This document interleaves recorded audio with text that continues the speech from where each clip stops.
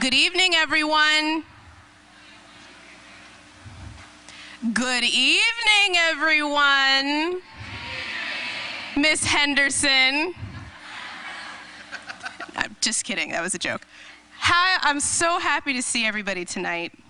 I'm really excited about tonight's lecture, and I appreciate everyone for coming. Thank you, students. Thank you, general public. This is going to be a really fantastic evening. So as the last few people trickle in, I wanted to take care of some housekeeping things. Students, you're going to be really excited to hear about this. Remember the service fair? Good, good. I see some nods of agreement. That's happening tomorrow, as a reminder, in Lower Sproul from 11 a.m. to 2 p.m. And remember that attendance to this is mandatory, so be sure to be there. Our readers will be there. Go ahead and check in with them when you get there. I also had a lot of questions about the reading, and so I wanted to clarify something. The readings that you will need to upload, the one-page single-spaced response is a long paragraph per question that's being asked. Every week you will have 2 questions to answer about the readings. So do the readings, answer the questions, upload them on BSpace. And I just wanted to make sure that was really clear. There's a folder in there labeled for you to upload. So now, the really fun part. Yes. The readings can be a video. The readings can be an audio recording. The readings might be in a few different formats, but if you get an email or you look on BSpace and what the readings are for this week, whatever format it is, that's the reading. Yes.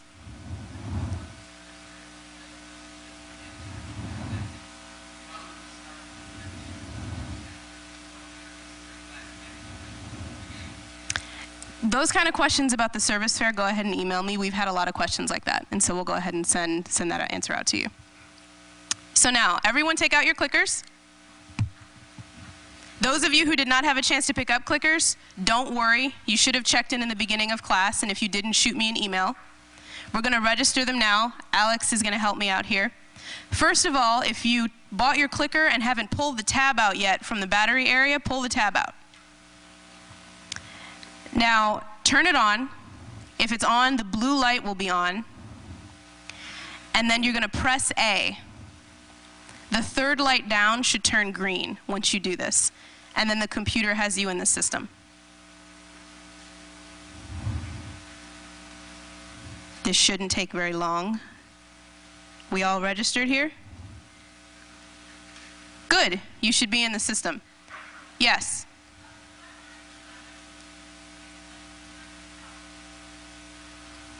So if you're not in the course, go to peoplesgrocery.org. The syllabus is on there along with the reading list. Okay? So, students, this just, I think, connected your clickers to the computer. To register your clickers, Alex is going to send out an email after the course. And I'm going to introduce my dear friend Michael Pollan now, because I really want Peter Sellars to have all the time he can. We're going to have a really amazing question and answer period after he talks. So any other questions, please direct them via email to me, and I will respond as soon as I can. So last week, when I described how amazing this class was to pull together and co-design, I mentioned that one of the co-designers was Michael Pollan.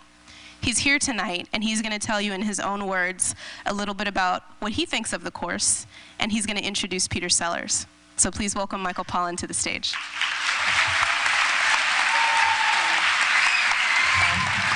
Thank you very much.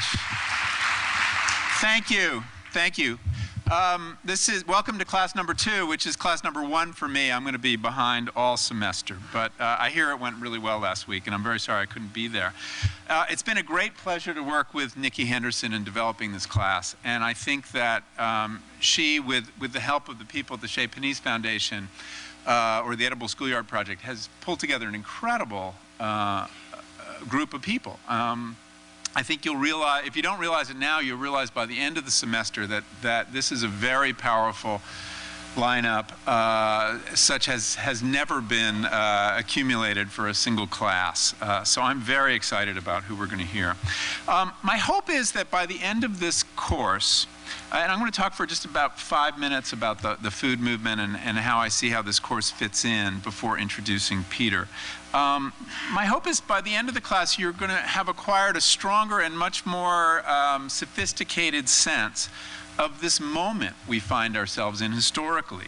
A very pregnant moment, exciting, but also fraught with peril.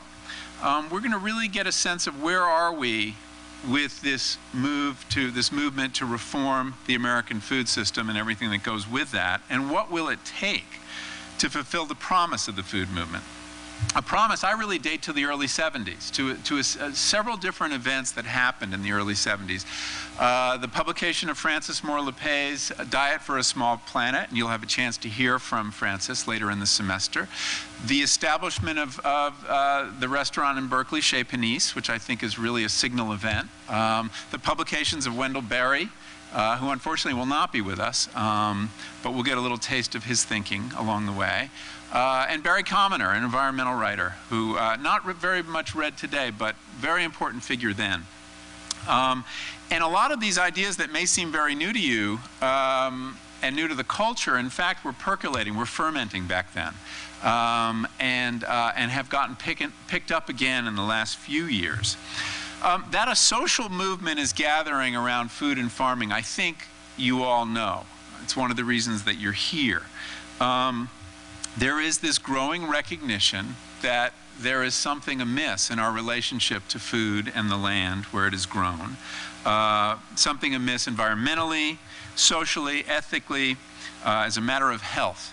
And that the food problem is at the root of several other very important problems we face. The environmental crisis and climate change, the healthcare crisis, the energy crisis, and the crisis of inequality in our society. All of these come to bear around that question of the food problem. And repairing our relationship to food, to eating, to growing food, has the potential to mitigate all those other crises. It's a very important door through which we can pass to deal with a great many different problems. And it's a door through which all of us can pass, professionals, amateurs, because we're all eaters making decisions. So we see the potential for change, but there's a paradox here with the food movement today. It's won the battle for the media, but it hasn't won the battle for much else.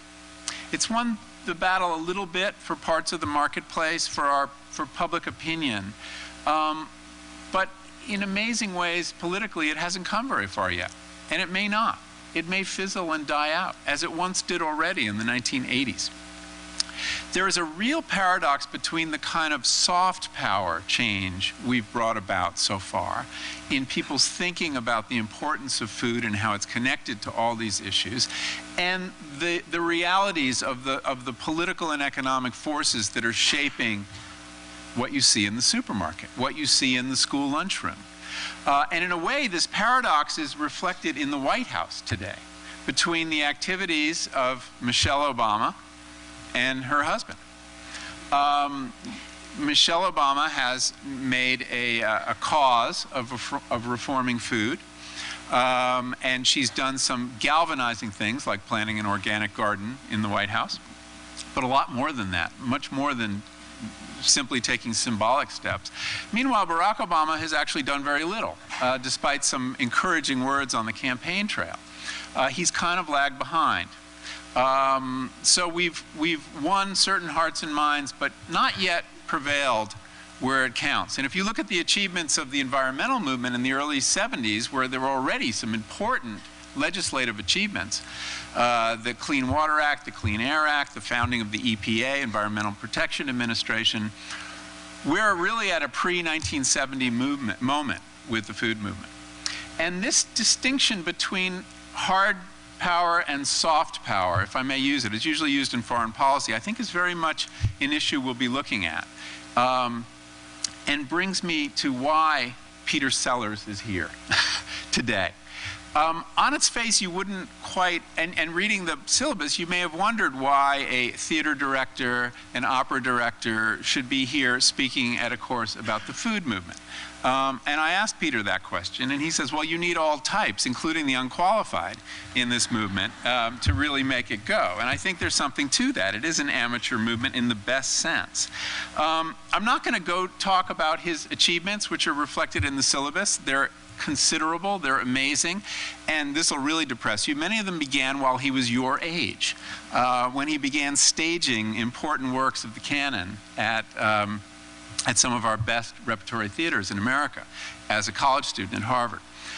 Since then, he has fulfilled all the early promise he manifested, but he's done a lot of things that you may be less aware of. He's taught a legendary class at UCLA in art and social change. And in fact, during one semester of that class, he did an entire semester on food issues and agriculture. And I had the honor of attending it, as did Alice Waters and Eric Schlosser.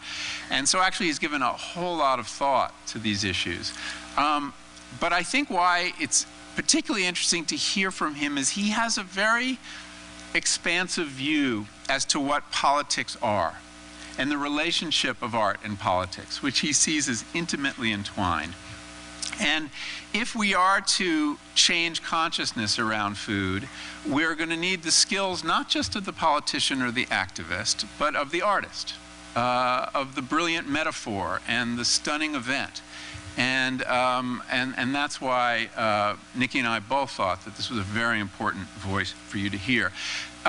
In my mind, I think of Peter, I've been trying to think of the right biological metaphor for him, and I thought for a while he's an enzyme. I mean, he's a molecular catalyst. But then I thought, well, enzymes kind of break things down. They take complicated molecules and break them into simpler ones, and that's one of the things he does. But he also brings things together, and he ferments change. And then I decided he's more like a yeast.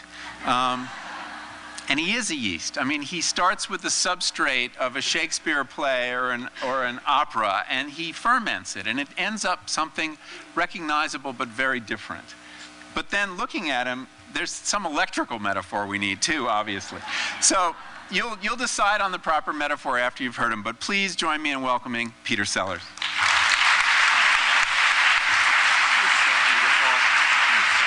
Have fun. Wow, that is so cool. Hey everyone, nice to see everyone. Welcome to class number 2. Now we're going to get real. We just have to, I need to know why you're taking this class, right?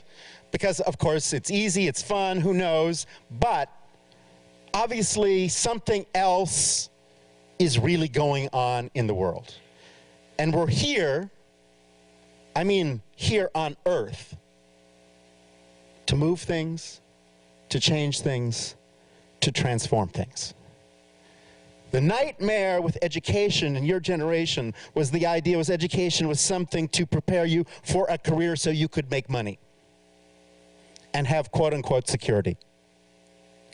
Today, I really want tonight to deal direct with two things which are truth and beauty.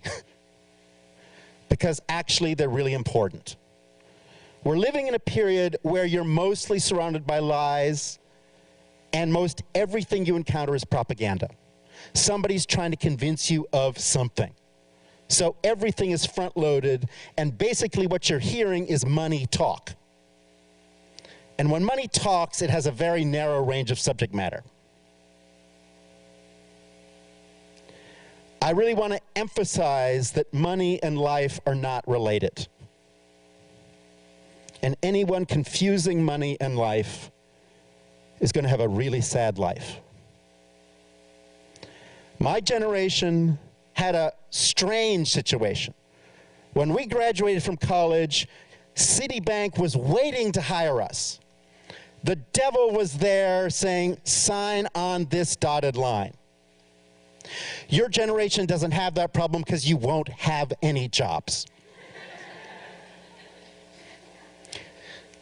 Now that's fantastic and truly liberating, right? Welcome to the meltdown. right? You watched the economy be propped up ridiculously a couple years ago, and guess what? 10 seconds later, it collapsed all over again. Why would that be? Perhaps because it is actually, by definition, unsustainable. We're doing things that actually never worked ever, and were always bad for most people. And the reason in your lifetime all this stuff is collapsing around you is because it was never good. And never good enough. In our generation, it's not a question of going back to some time when this was done well. It has never been done well enough.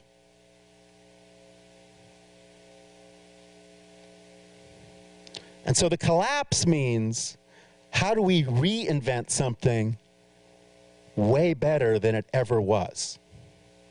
How do we reimagine it?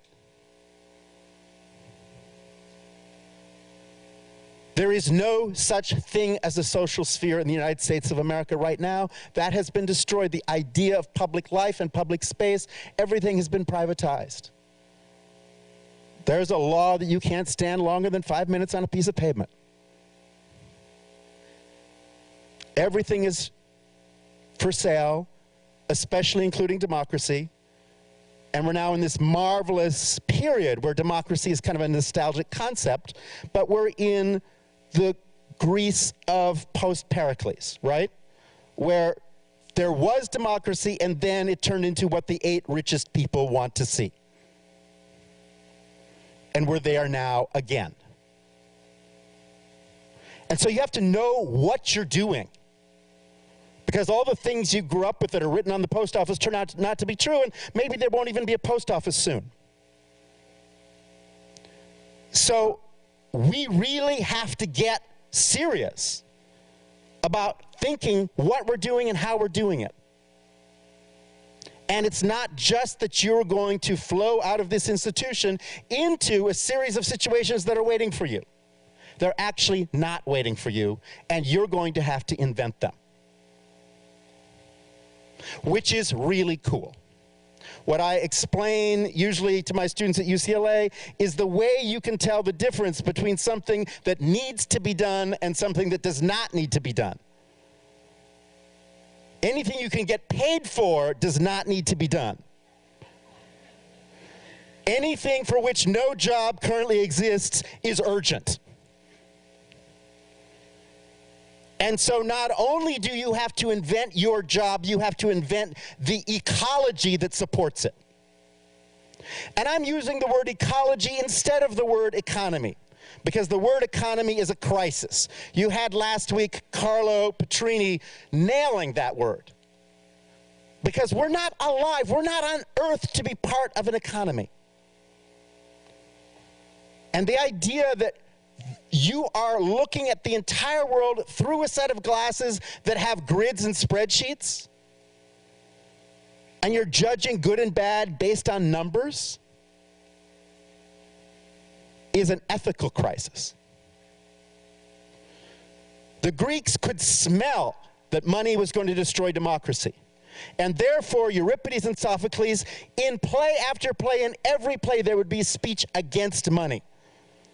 Euripides would say, no one could possibly confuse money and freedom.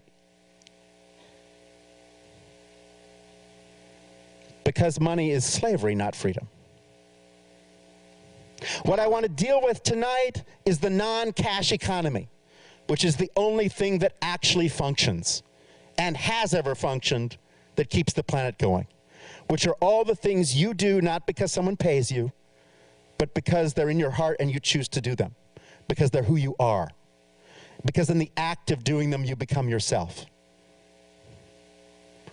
In the act of doing them, you tell yourself who you are and what you care about. And you make time for them because there's nothing more important in your life. And no one can pay you to do them because the reward is you finally get to meet yourself, who you're hiding from most of the day. Most days of the week. The self you've been waiting to meet. emerges when you do something that you're not paid for. That is an act of love, it's an act of generosity, it's an act of giving, and it's an act of self-definition. You learn what kind of person you are. All the other stuff is distraction energy from your actual identity. And you don't know what your real identity is till you look at how you actually spend your time that is non-coercive. What you choose to do with the time that belongs to you, and how much of your life you turn into time that belongs to you, as opposed to something that is, like our democracy, for sale. And where you go through your life doing things that people pay you to do because you yourself are for sale. Like some actor who produces real tears for the AT&T commercial. So if you can cry for an AT&T commercial, what is the value of a human tear? What part of you is not for sale? What part of you cannot be purchased? What part of you is beyond price? What part of you is actually you?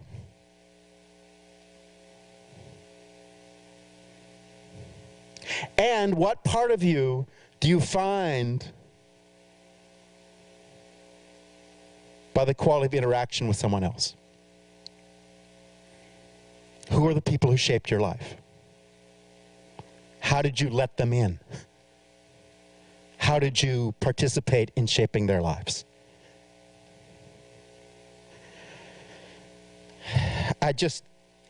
Let's start off with just a little poem from amazing South Indian poet Ravati Devi.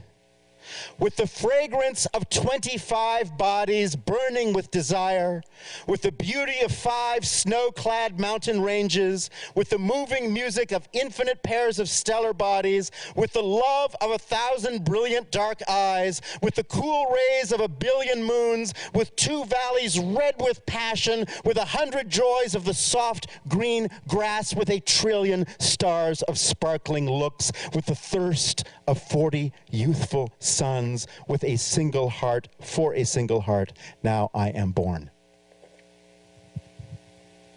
You came into the world with everything. You are infinite being.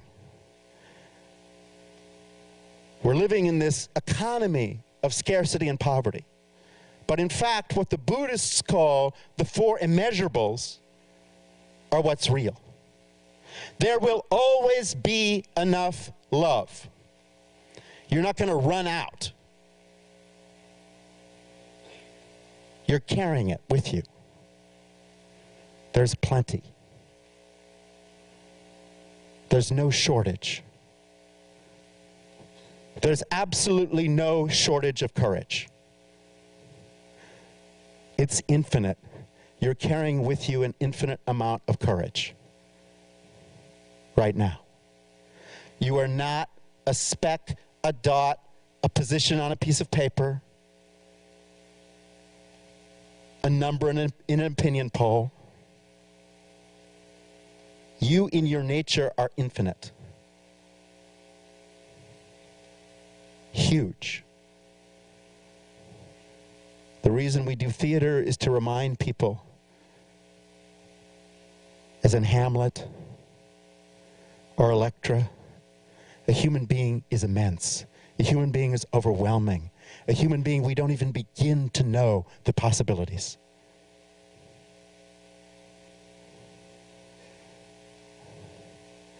And you are directly empowered. Now, how is it that we live in a society that has convinced everybody the opposite? That you're nothing, you have no voice, and you make no difference. Tonight, what I want to talk about and deal with is how you start a movement. In the arts, you start a movement with 3 people who care about something, and who care deeply and want to live another way. And you don't look around and say, oh, gee, no one else is doing that, so I guess we won't. You actually ask yourself every minute of every day, how do you want to live and what do you want in your life? Right? There are 3 steps to being an artist. Okay? Step number 1. Yes, please write this down. This is urgent. Step number 1, imagine the world you want to live in. Okay, so that first act of imagination is you're looking around, you don't see what you're looking for, right? And that's what our rule as artists is, what is missing from this picture, put it there. Step number 1 is that act of imagination of seeing what's not here yet, right? As an artist, you look at that blank piece of paper and you see the poem that isn't there yet, the painting that's not there yet, the drawing that's not there yet, and once you put it there, it will be in this world. And it's waiting for you to invite it to step into this world. It's there. It just needs to come through you so we can share it. It's not here yet. Step number 1, imagine the world you want to live in. Step number 2, create that world. Step number 3, live in it. Now, Michael was dealing powerfully with the problematic of hard and soft power. I want to talk about how soft hard actually is and how hard soft really is. Because frankly, you know, the Quran says this all the time, you know, because when you go around in the deserts in North Africa and the Middle East, you see just ruin after ruin. And the Quran says those people thought they would last forever and they were important. And it's just a ruin. None of the powers of this world endure. They're on very temporary basis. And don't be impressed, because the establishment never was established and never will be. In fact, they're as freaked out as everyone. More so. They just can't admit it.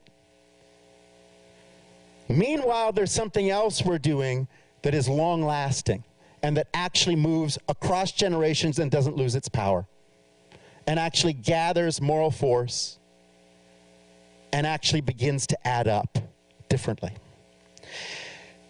When you're listening to what's on TV or what some press conference from, you know, the Republican,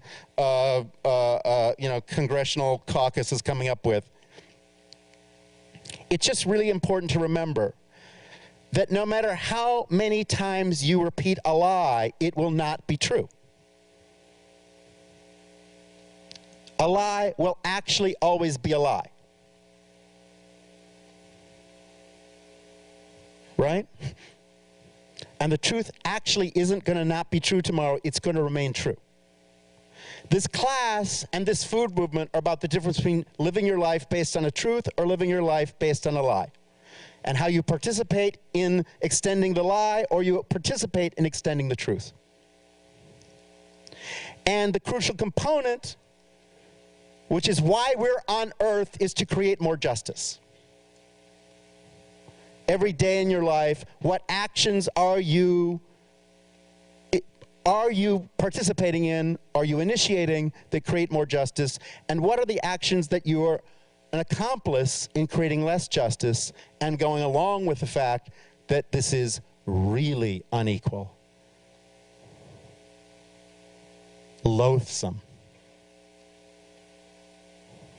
We have tripled world poverty in 25 years during your lifetime on Earth. Now, if you don't notice that, and if that makes no difference to you, I have a problem. What kind of person are you that you just don't notice and you just go on? That people are starving who have never been starving ever. That people are in jail who have never been in jail before. That we now have more slaves than in the lifetime of Abraham Lincoln or indeed at any previous time in the history of the planet. Right? This is the height of world slavery right now in your lifetime. Now that can matter to you or not. You can just be clueless. And 100 years from now, people will say, what were people thinking? You know, the same way, you know, Steven Spielberg can get huffy and say, did they not notice Auschwitz? Okay, so what are we not noticing? What are we not noticing? How is it that you're alive now and not noticing? And I'm not talking about Africa, I'm talking about South Central Los Angeles.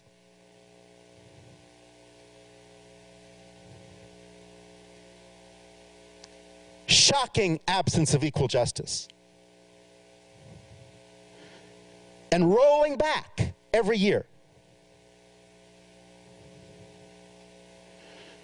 100 years from now, people will say, what were they thinking that they didn't notice? How could you live in the middle of that and not notice? And how could you live with yourself, to say nothing of how could you live with that society?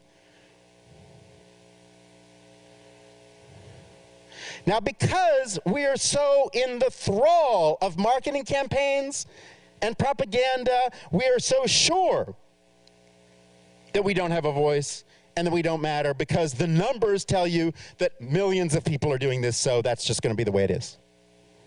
What it means to be an artist and what it means to be an activist is to ignore the numbers. It's not about a business plan. It's about a plan of how you can live with yourself and how you can live with your friends and how you might actually diversify your friends and have a wider range of friends, and how friendship might mean something really deep, like getting somebody out of jail after 25 years, or making sure their kids have something to eat.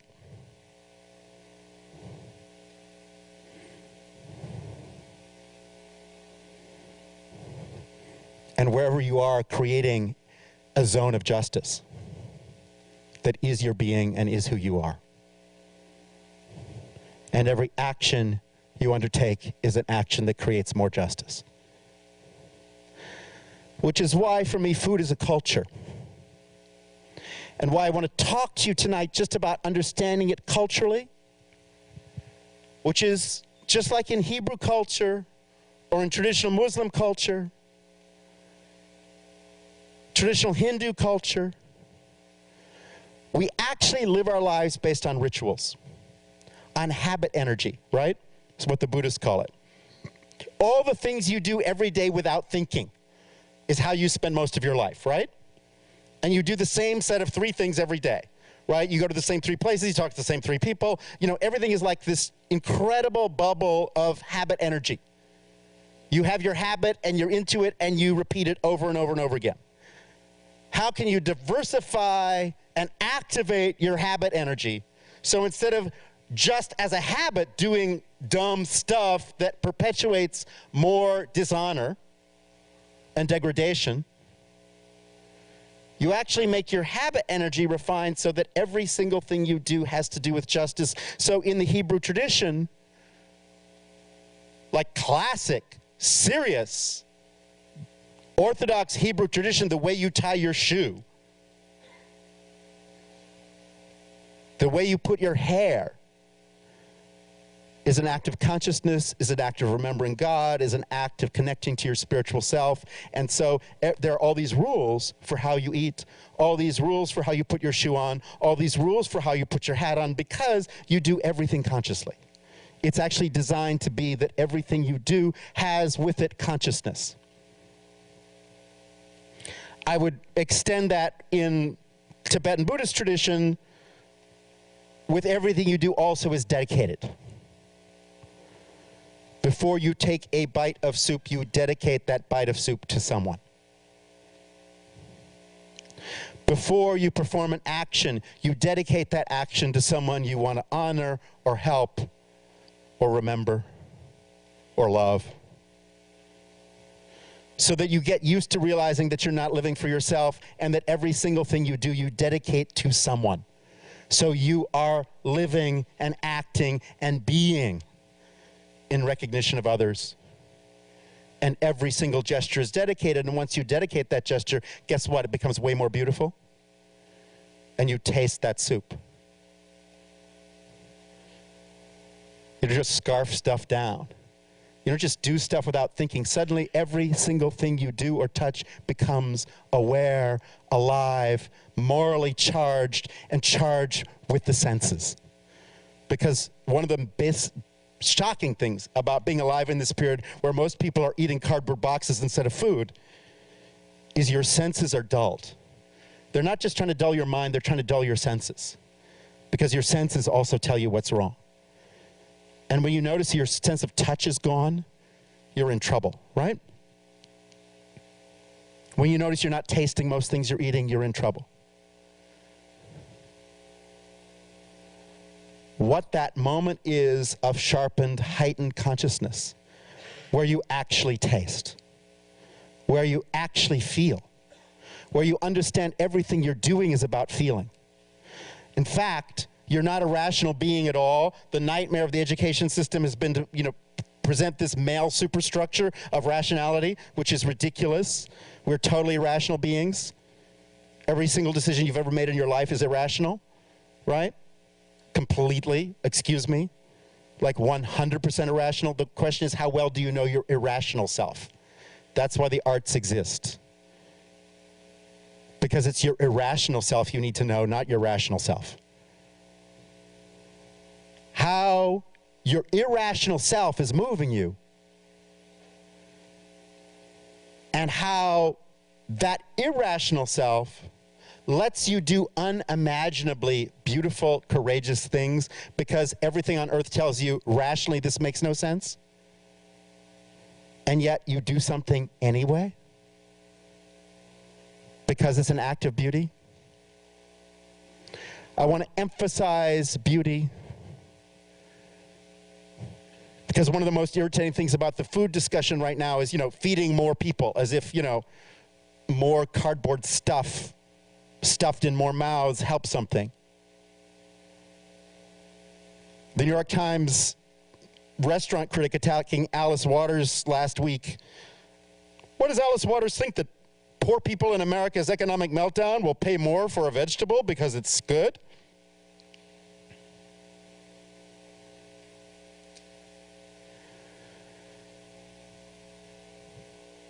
We have to not have this mechanized idea of what food is doing in our lives. I want to just read from the Upanishads, which you guys know, right? Which is the pre-Vedic Hindu texts, right? From before, well, who knows what the dates are. It's from time immemorial, and it's what people sang in India. Farmers sang this stuff. Eventually was written down. Upanishad means at the feet of, right? It's already an incredible idea in life that you would actually respect someone.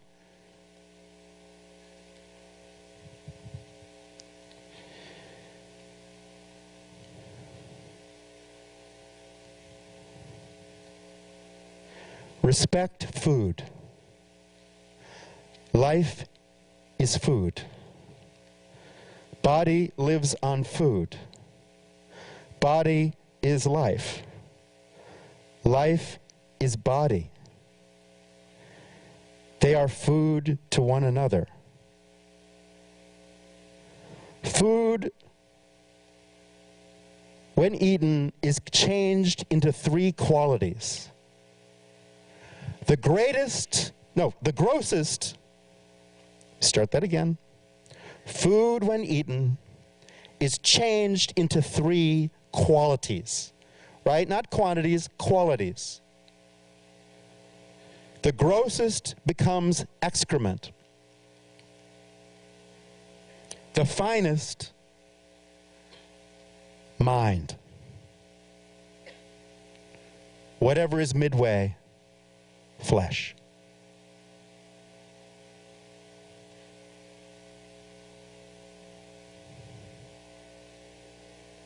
The finest quality of curds, when churned, rises up as butter. So the finest quality of the food we swallow rises up as mind.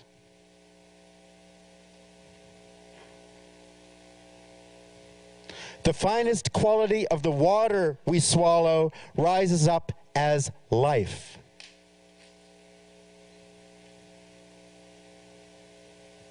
The finest quality of the light we swallow rises up as speech. Right? Your speech comes from light and enlightenment. What it means to be enlightened when you speak. Remember, mind comes from food, life comes from water, speech comes from light.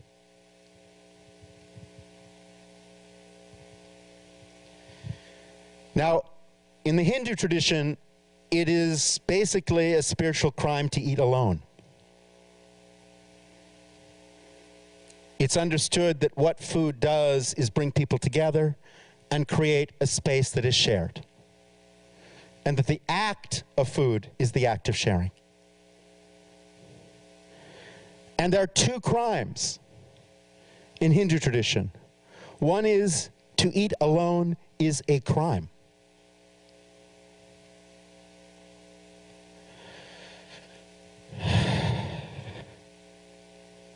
Never turn anyone from the door, gather enough food, say to the stranger, "Sir, the dinner is served." He who gives with purity gets purity in return. He who gives with passion gets passion in return. He who gives with ignorance gets ignorance in return. Step one, not just of your relation to the earth and the planet, but of your relation to any other human being, is where's the shared space? What is shared? First step of sharing is food. Every time you eat, what are you sharing? And how are you sharing it? How are you charging that as shared space?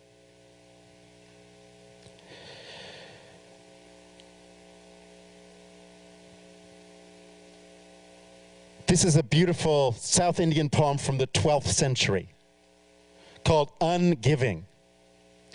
My eyes look away in shame, my hand shrinks back, my mouth, normally quite mobile, just won't open.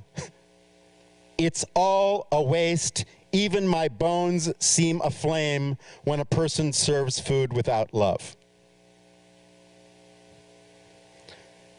My eyes look away in shame, my hand shrinks back, my mouth, normally quite mobile, just won't open. It's all a waste. Even my bones seem aflame when a person serves food without love.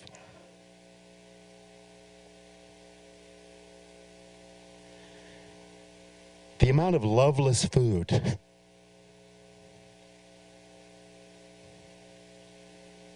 that is swirling around this planet, as Carlo told you, to be wasted. That's why to discuss food as a commodity, even Bill Clinton realized was a mistake. Bill, like 10 years after being president, finally said, we got it wrong. We thought food was like color television sets.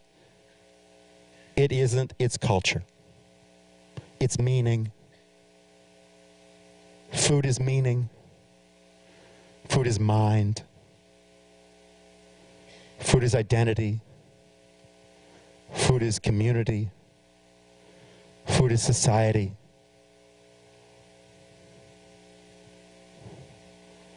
Food is love. Food is justice.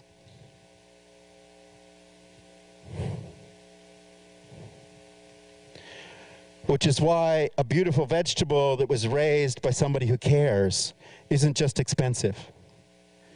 It actually changes your life.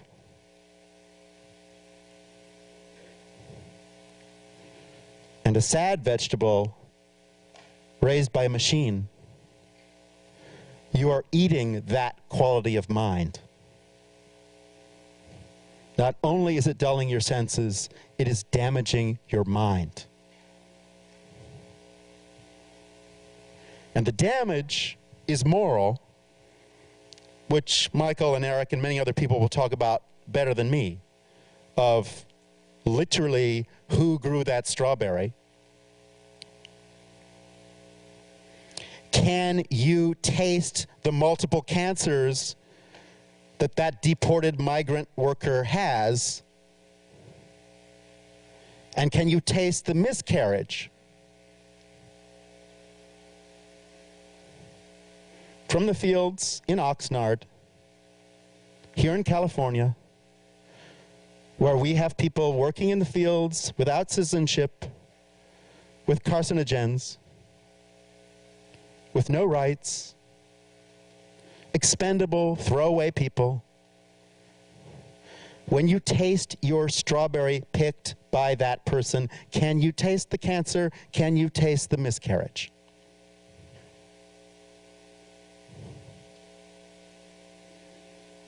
Can you taste all of that bad karma?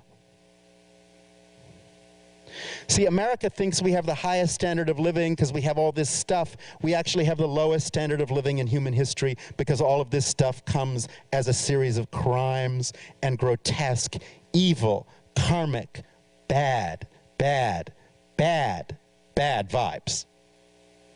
Which is why the society that eats better than any society in human history, quote unquote, in terms of quantity, we have more stuff than anyone ever had ever. Why this society of all societies is 100% panicked, has analysts, has to go, deal with how freaked out they are every minute, because guess what? All your stuff is freaking you out. Because everything you touch brings with it the bad karma of who made it under horrible conditions. And so when you're chewing that food, you are ingesting the karma and the quality of mind that goes with the fate of the people who produced it.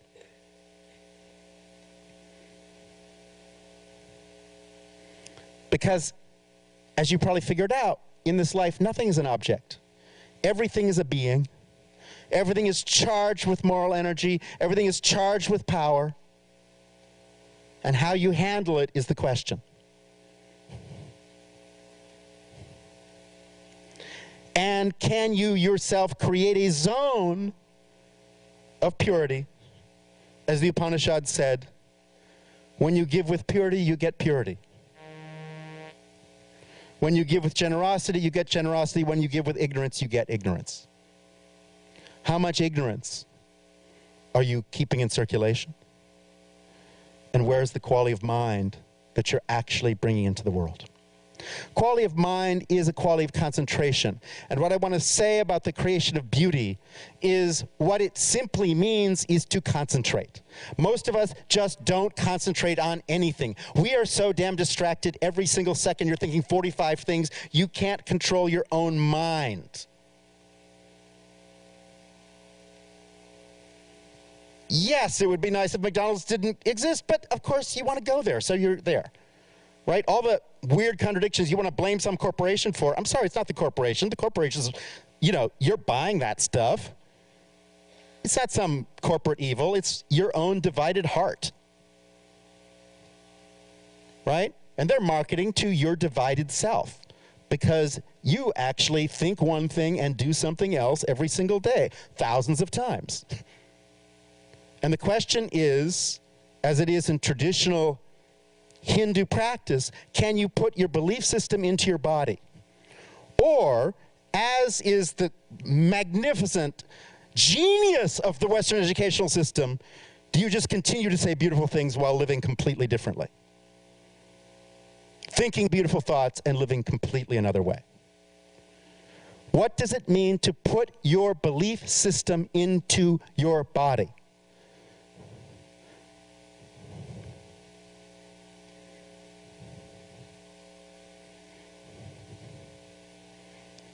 And actually live based on what you believe most deeply.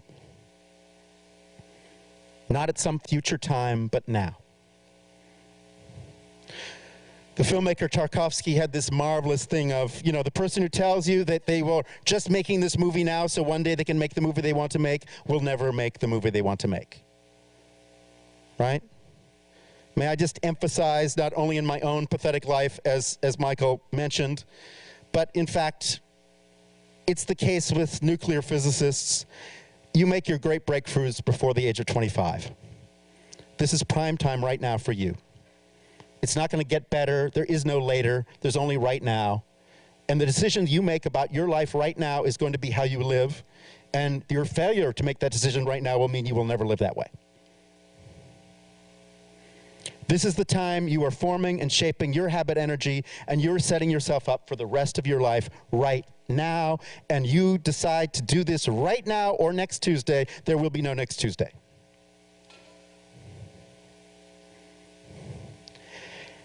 And could I really emphasize what Howard Zinn said? Whatever freedom or democracy we have in the world did not come from people who had jobs. They came from people who went on strike, who went on picket lines. Did not come from people in the White House, came from people in front of the White House. Please understand the power, and it's just like the power of being an artist is the power of starting a farm, is choosing to live another way. And guess what? That creates a movement. It looks like you're lonely, you're not. It's actually a real simple thing. You say, this is what I want in my life, and so I'm going to live in this way. Eventually, it becomes the kind of shoe everyone has to wear, but it starts as just people making a decision.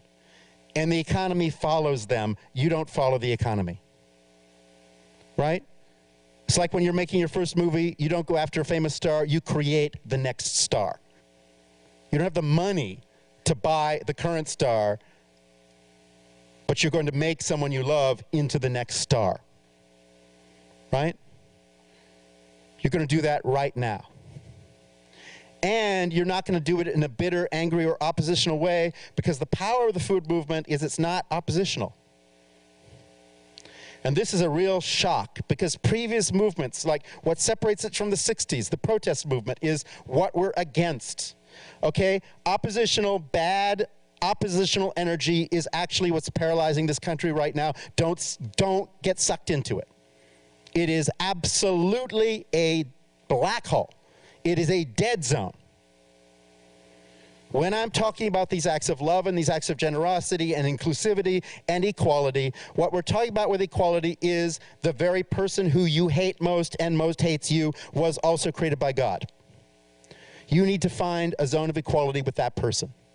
You need to find a shared table with that person. You need to break bread with the very people you hate the most, because until you do, nothing's going to move anywhere. And as long as you are thinking and functioning oppositionally, you are part of the problem, and there will not be any solution. And the solution and the power of this movement is the power of what food always represented. It's equality of mind and equality of sharing. And what sharing means is not just sharing with your friends, but reimagining who your friends are. And beginning to say, excuse me, the terrorist who wants to kill you also eats 3 times a day and also wants their kids not to eat poison.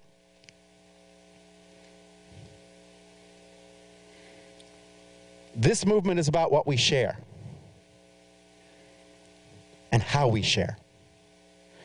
And to redo every part of your own personal philosophy to shake down the stupid oppositional mindset that has been stuffed into you, and turn it all around to radical and creative sharing.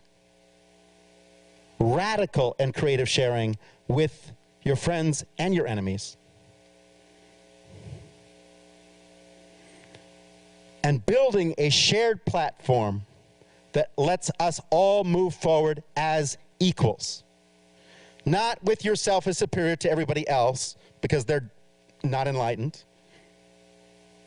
but finding and creating that table and breaking bread with the very people who are out to destroy everything you love.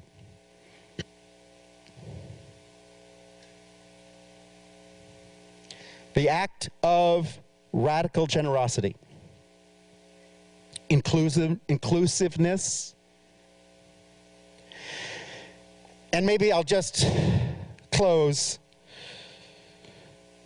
Do not steal food. Water is food. Light lives on water. Water is light. Light is water. They're food for one another. Store food. Earth is food. Air lives on earth. Earth is air. Air is earth. They're food for one another.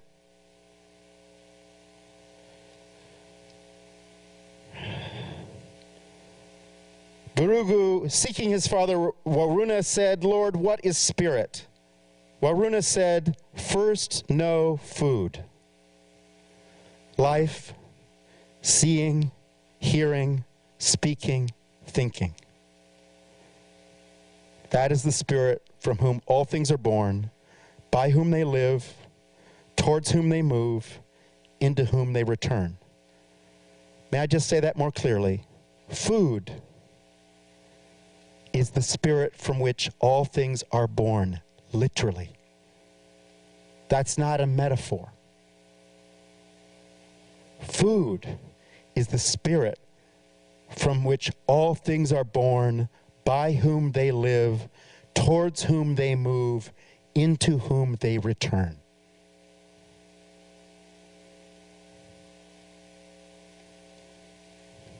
Let's have some questions.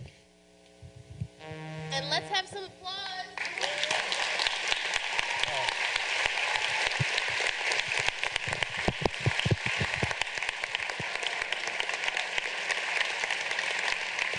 I didn't get a bunch of stuff, but we'll get to it, right?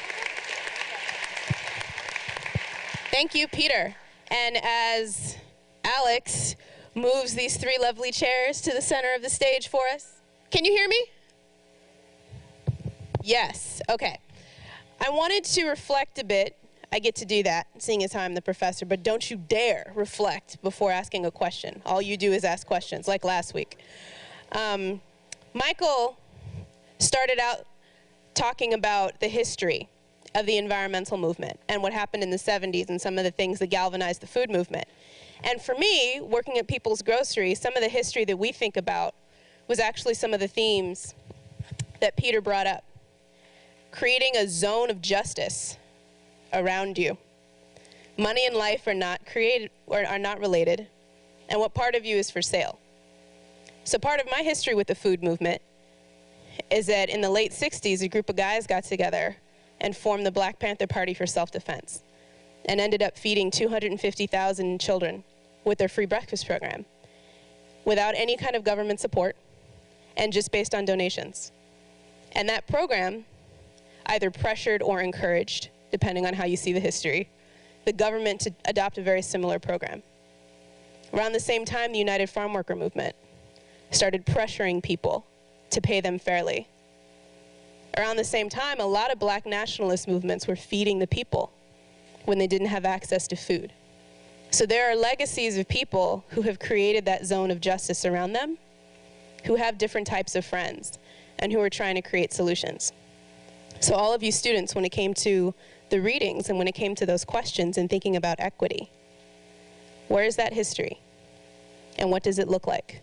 What are the tangible examples that you've seen of what creating a zone of justice wherever you walk looks like? So that'll be my reflection to open up the question and answer period. And as before, students are going to be able to ask the first couple of questions, and then we'll open it up to everyone else. Michael or I will repeat the question, and then we will see where it goes. We will start here and then go back there.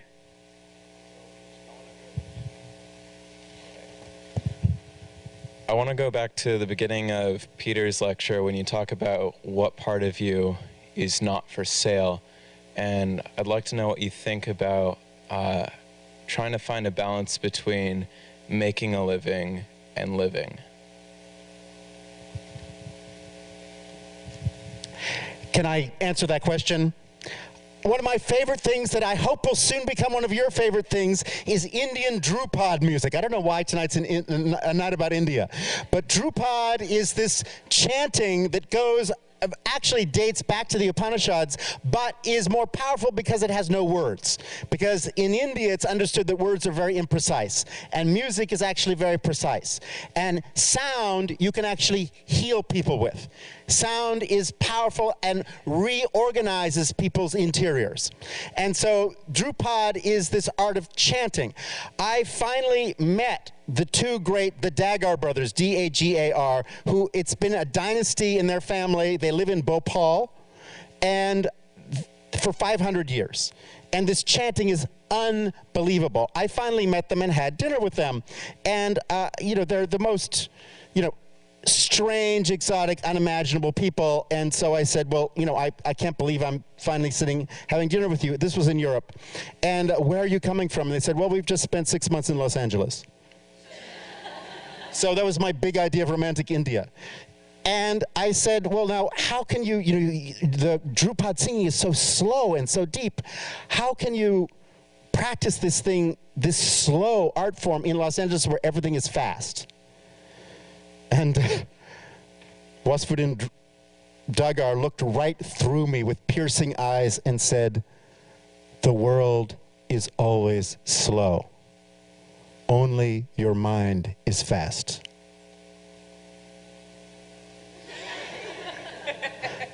The pace at which a child grows, or a tree grows, or the sun moves through the sky is slow. If you're watching it, you don't see it happen. Everything real is slow. So I thought, okay. So they have a school in Bhopal. Asking about Bhopal was pretty intense.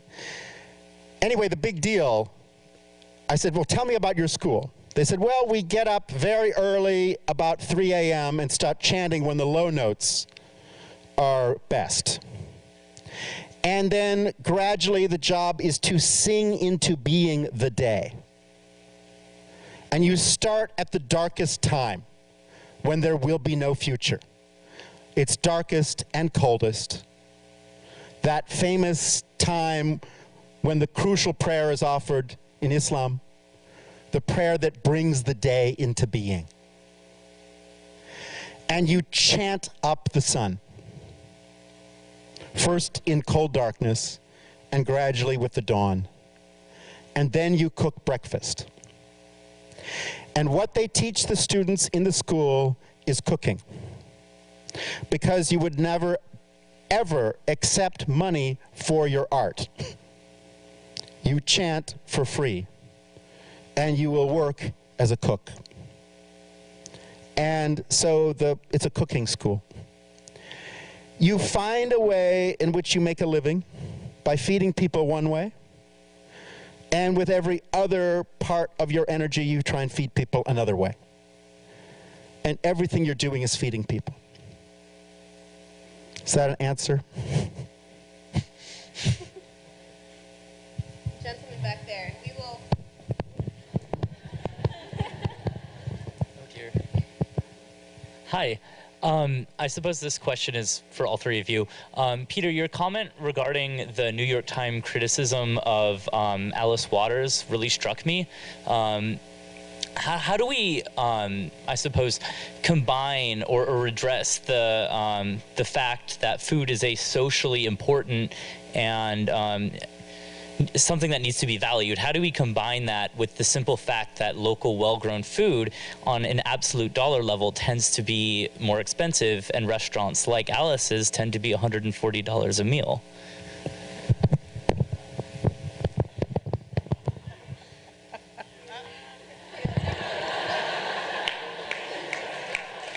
I'm so glad you asked that question, because I saw it hovering like a big thought bubble over everyone, where he said you're never going to have a job and you're never going to eat any money and never earn any money, and that you must eat food with good karma.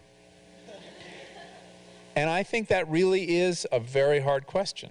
As much as that article disturbed me also, I don't think the food movement has yet come up with good answers to that question. I have to say, I think that there are many ways to kind of nibble around at it.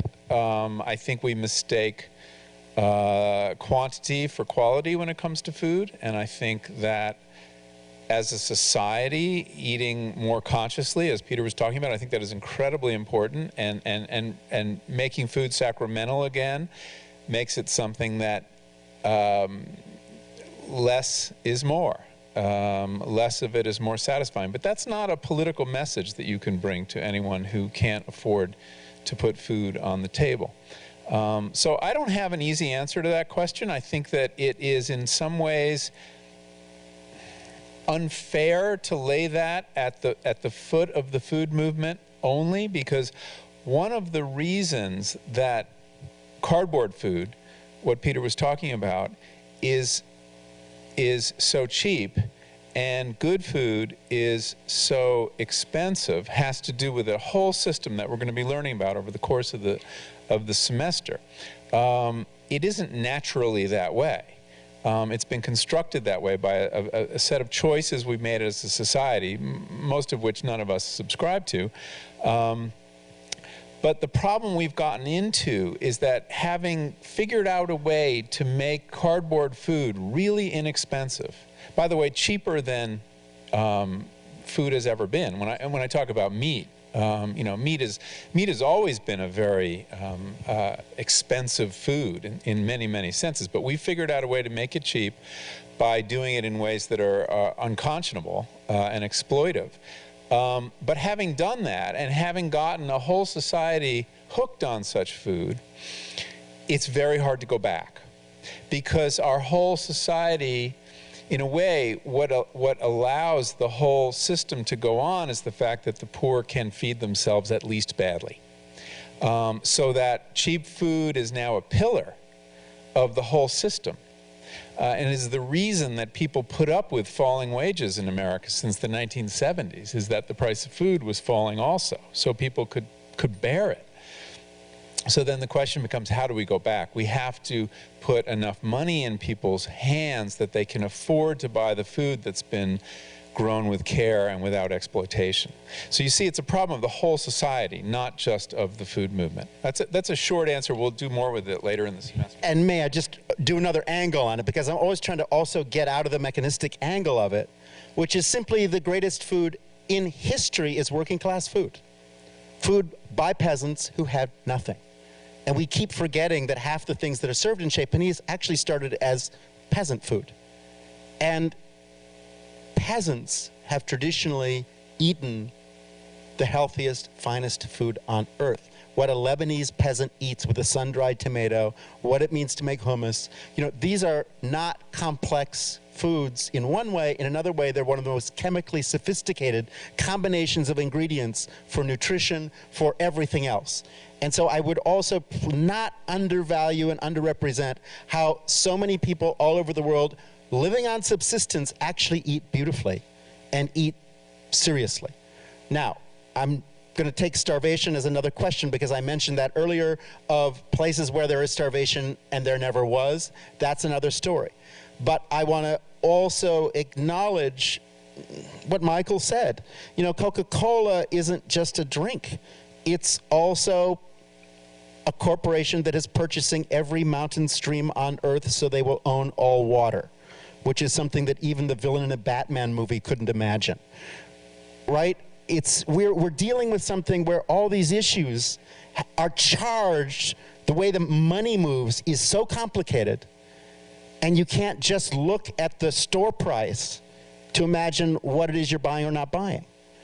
You know, what that Coke can represents is huge. And yes, Coca-Cola deliberately makes sure all over the world they're the cheapest thing in the market, right? How that's organized and what that supports is very, very intense. So this is where I would ask you also to understand why they invited an artist here, is because also aesthetics are about nothing on earth is what it looks like. And if you're judging any book by its cover, it means you haven't read a book. And you have to understand no human being is who they look like. No human being is who they look like at all. And all the people who think they know you because they know what you look like, and how wrong are they? Meanwhile, how wrong are you about all the people you think you know what they look like and who they are?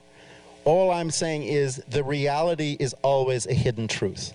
What we do in the arts, our job as artists is to say there's a story behind the story, behind the story, and behind the story, right? And you know this from anything you just told your mom on the phone, right? Well, there's actually a story behind that, which you're not telling her.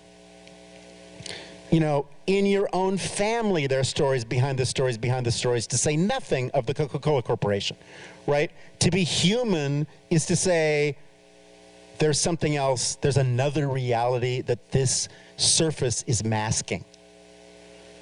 And so, again, one of the reasons art exists is to get people into the habit of piercing the surface, not treating the surface as reality, and understanding the surface is actually illusion, and reality is much deeper. And life is calling to you, inviting you, and demanding of you much deeper things than that surface. And your life gets important when the surface collapses and breaks, and suddenly you're desperate, and you have to find resources you didn't know you had. That's when you start living. Yeah, please. Not all three of us will answer all of these questions, but this was such a core question to this course as well. So when it comes to what Michael said, something we also have to understand is the intersectional nature of poverty, right? Because if you are living in a world where over the course of decades the wealth gap has grown to the point where not only can you not afford food, you can't really afford anything else either. Home economics is no longer taught to your children, so the time that you don't have because you're working 2 jobs now, you also can't teach them how to cook. Also, depending on how Americanized you are, maybe your cultural food habits that taught you how to cook really good, very pure food with the food grown in your backyard and all of the dried goods that you have on your shelves, you no longer know. Because now that you have to work 2 jobs, you have to microwave food for your children. All of these things cascade to create the world that we live in now. And so what I would throw back to you, and what I would throw out to all of you, is something that Peter actually said. We now live in a world where we have allowed the government to subsidize the worst food. And if it doesn't apply directly to you, are you just going to go get that job that will allow you to afford a meal at Chez Panisse? Or are you going to fight so that everyone can actually eat? We've created the situation. And Alice Waters has enough common sense to actually charge what food is worth and say, pay. Because I'm not paying my people. Period. I am not running a restaurant where the people washing the dishes don't make a living wage. That is brave as far as I'm concerned, because there are people who can pay for it.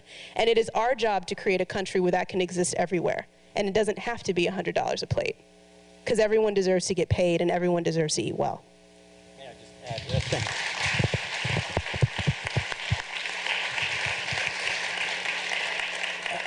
Just to give one more concrete example, in Skid Row, we have the largest population of homeless people in America, right? They're all pushed to downtown Los Angeles. A study was made last year that right now we are spending an incredible number of millions of dollars to arrest these homeless people for jaywalking. As you know, they have to find a cardboard box every day to sleep in that night. The fire department comes in and hoses the cardboard boxes at 5 a.m. and you spend your day getting a new cardboard box, etc., etc. It is degraded, it is demeaning, it is disgusting, it is humanly repellent. We have put people in subhuman conditions, right? And we're arresting them so they get fined for jaywalking and sent to jail every other day. Now, this idiotic system, for 1/2 of that money that we're now spending on Skid Row with the LAPD, we could give every homeless person a clean apartment, feed them 3 times a day, and get them medical care for 1/2 the money. But we choose the spectacle of fear, degradation, and destruction of a society, a lack of humane values, and in the process, demean our own humanity. The cheaper choice, dollar-wise, is the humane choice. And we are making, in America, every day the most expensive possible choice in something that is degradation itself. And I want to get more voices into the room, and so here's what we're going to do. 3 people are going to ask questions at the same time. I'm going to repeat the questions, and then we're going to tackle them, okay? Because I want to get more questions into the room. I saw some hands, 1 back there, 2, and then 3. Go. I'll repeat your question.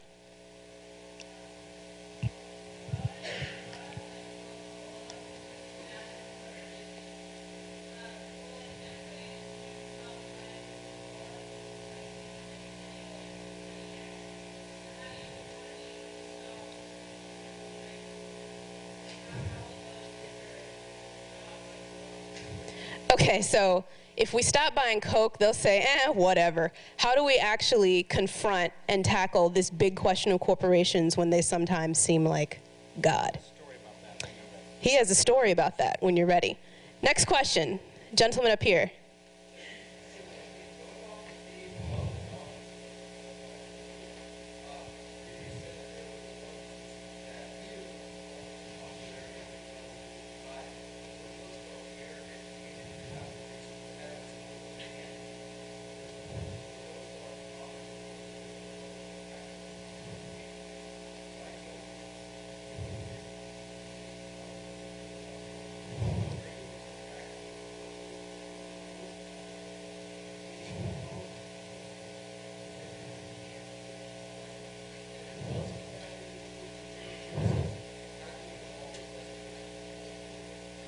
Wow.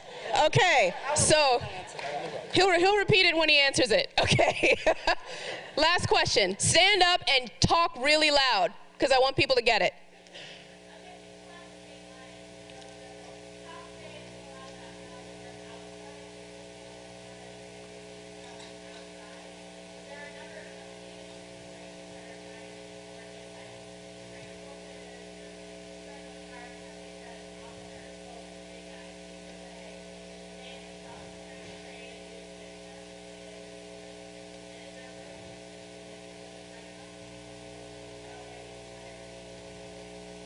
That was actually in the same vein.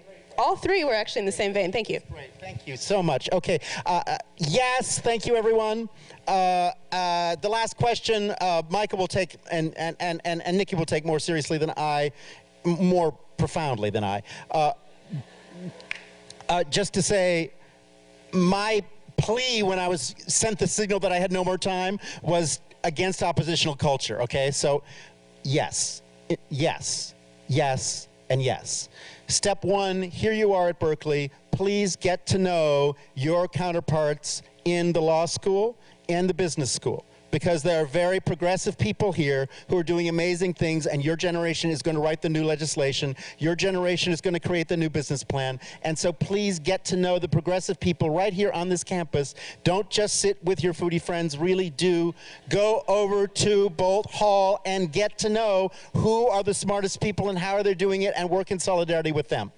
Meanwhile, the Coca-Cola Corporation was taken on by a group of women farmers in Kerala, the state in South India, and the women farmers won. They sat for 4 years in front of the gates of the Coca-Cola bottling plant in Kerala province until it was a scandal. They had a great, great, great slogan, which I have to say is a pretty good one. This is where you can use an artist. This is a good one. When you drink Coca-Cola, you drink the blood of people. That was their slogan.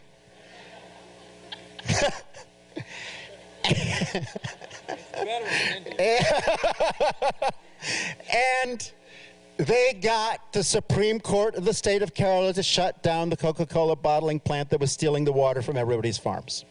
And those women won against the Coca-Cola Corporation, first group of people anywhere on earth. And they did it through determination and through deep conviction. And that happens, right? And meanwhile, this question of education is the question, you know, of our people, how, when I'm saying people are making food choices, there are a bunch of people who are not informed, and so therefore they can't make an informed choice because they're not informed. Again, in Hindu tradition, there's no such thing as evil, there's just ignorance. right? And so one of our rules when we say speech is light, what you're here to do is to talk to people and to spread the word and to speak and to make it powerful and open this up, because the more people that hear it, of course the more people respond, and once they realize what an informed choice is, people will make an informed choice. Most people actually want to make the correct choice once they understand what's in play. So the task is education, which is why this is called edible education. I haven't gone into Alice Waters' genius plan, because you're going to get that from better people than me, but literally, the edible schoolyard will redo the economics of organic food in America and redo the educational choices of a generation. And I will just say something I learned last Wednesday, which is 3 days in the edible schoolyard, they do a totally amazing experiment using the kids as the research team and as the subject. First day, they go and they buy ring-dings, ho-hos or whatever they are, and bring them into the classroom, and they use those in the edible schoolyard as their snack that day. 2 hours later, they interviewed the kids about how they feel. The next day, they have a sweet, like, pastry-type thing they cook. Make whatever kind of sweet, fun snack thing. 2 hours later, they see how they feel. The next day, they have a really beautiful piece of fruit. And the students test each other for how they feel. And the students themselves can tell on the ring-ding day, 2 hours later, they're hungry, thirsty, and tired. On the fruit day, they're fine. Now, when that's part of growing up, and nobody's telling you something, but you're noticing it yourself, and when the right choice is within reach, is actually at your fingertips, instead of the system we have now where the wrong choice is at your fingertips, and it's a giant, colossal mental effort to imagine what a right choice would be, let alone find it. That's the beginning of change, and that's Alice's incredible plan, and I think it will go very far. I want to just, we need to wrap up, and I just want to follow up on a couple of those questions, because I think that there were three central questions. I'm not going to answer them now. I want to encourage you, though, to hold them in your mind for the next several classes. To reframe it, the idea is individual choice enough? Is a change in consciousness among people like you and consumers enough to change the world around food? Or do you also need legislative, regulatory change too? Where does it come from? Do we build an alternative food economy that sits next to the industrial food economy? Or must we tackle the industrial food economy? That's a very big tactical and strategic question. And then this question of the role of corporations too, another very, very important question. Contrary to what the questioner posed about Coca-Cola, I actually think these corporations are terrified of you. I've seen a lot of evidence, especially in food. They are very, very nervous about what's going on. They want to get ahead of the curve. I have seen even McDonald's in this country moved by animal rights groups to change their behavior in very important ways. You have more power with corporations than you realize, and we'll get into that because Walmart will be here, and we'll talk to them about that. But let us wrap up by these. So these are themes of the course that we'll be getting to, but let us end by thanking Peter for his inspiring talk.